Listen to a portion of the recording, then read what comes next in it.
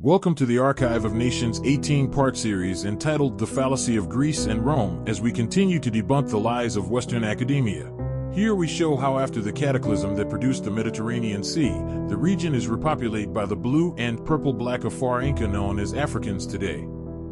Also by the Amur Incas today known as the Asiatic Blackmen or the copper-colored people located primarily in the Americas and Caribbean regions.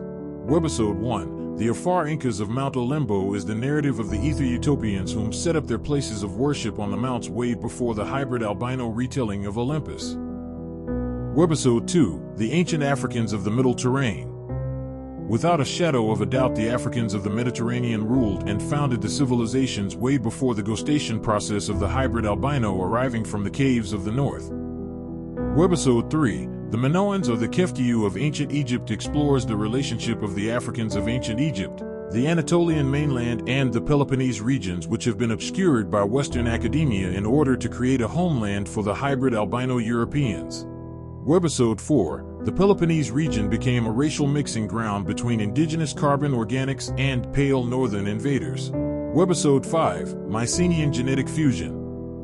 Mycenae was one of the last stronghold cities of the Pelasgians before the return by the carbon organics with strong connections with avarice on the African mainland. These returnees are known as the Sea People. Webisode 6. The Egyptian and Phoenician realities of Troy Part 1. The story of Troy is just that, a story. With a little research we find the true story is based in Egyptian and Phoenician realities and nothing to do with the fictitious versions from Hollywood and the minds of hybrid albinos. Webisode 7. The Egyptian and Phoenician realities of Troy Part 2 make it clear that all the major players in the so-called story were from African or Asiatic origin, including Memnon, Priam, and others according to the writers of the time. Webisode 8. The African Heracles or Haru. Ancient Greece and many other civilizations took their right of kingship from the ancient deity referred to as Haru by the Egyptians, but also known by many other names in other cultures including the Indus Valley region. Webisode 9. The African uprising of the Heraclidae are those carbon organic tribes, families, and clans who traced their bloodlines back to the mainland as descendants of Haru who decided to take back their homeland on the Peloponnese Peninsula whilst many fled the hybrid invasion. Webisode 10. Hell, Hellenes, and the Draconians. Greece has always been associated with the hybrid albinos, but truth be known that the hybrid albinos are the Hellenes, which did not come about to much later as a slave class also known as the Helots. Webisode 11. We focus on the Hellenes and how they came about as the biblical seed called Java, the Java man, and their graftation and uprising in the Peloponnese Peninsula, especially Athens. Webisode 12. The multi-origins of Zeus. Would you believe that Zeus was initially a female deity, or how about a deity that was worshipped as a child in parts of Africa, or the most interesting aspect being the connection with the Sumerian Enlil? Webisode 13. African and Phoenician divinity becomes Greek gods. The Egyptian and Phoenician realities, cultures, and civilizations become shrouded in myth with the rise of the hybrid albinos. Stories from thousands of years prior become misinterpreted into what is today referred to as Greek mythology.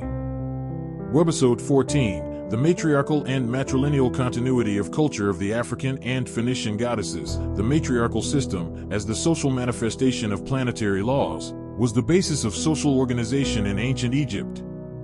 Carbon organic cultures across the world had the same features in common. This information is key to understanding indigenous rights and why there was a focus from matrilineal and earth rights to patrilineal and birth rights.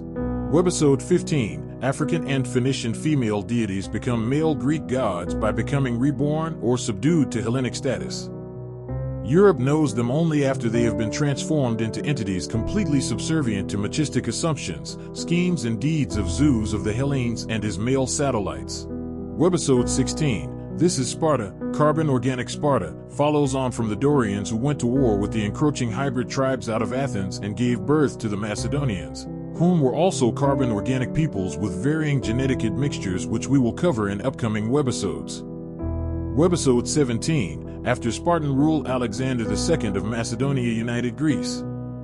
We will reiterate and show that the Macedonians were carbon organic tribes, families, and clans, and that Alexander was taught Zeus aka Enlil the Sumerian god had actually fathered him. The Egyptian priests at Siwa Oasis confirmed Alexander is the son of Zeus, but there lies a deeper reality. When Alexander died in 323 BCE, one of his generals, Ptolemy, son of Lagus, took charge and finally declared himself ruler. His actions initiated the Ptolemaic dynasty. The new settlement along the Mediterranean coast was predominantly carbon organic and amalgamated Greeks, aka Hebrews, whom formed the bulk of the population.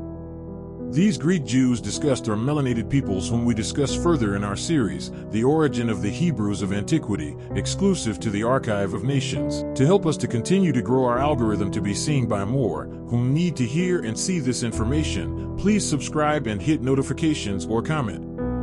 This action supports our work as we continue to debunk the lies of Western academia.